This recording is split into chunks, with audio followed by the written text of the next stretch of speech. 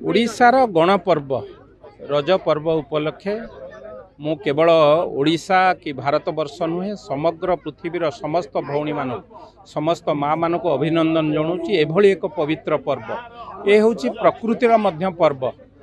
माटी सांगरे मौसुमीर प्रथम स्पर्श प्रथम वर्षा ए रज पर्व जितेबाला धरित्री रजशिला होता है।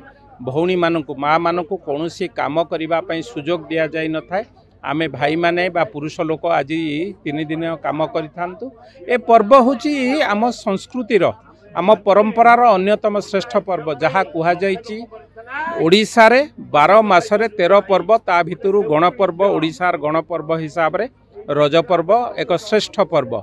ए पर्व को पालन करने विशेष भाव में आमर संस्कृतिर सर्वश्रेष्ठ नायक प्रभु जगन्नाथ पाखे आमे आज जेतेबेले प्रदीप प्रज्वलन करी ए यात्रा बा ए पर्व को आनुष्ठानिक भाव उद्घाटन कलु सेतेबेले गर्व लागिला। प्रभुंक पर्व रे आमे निजे सामिल हेलु। ए होची शह शह हजार हजार वर्षर परंपरा।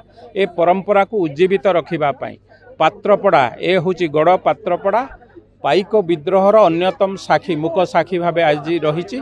किंतु ओडिशार पर्व पर्वाणी की पालन करने ओडिशार गण पर्व को पालन करने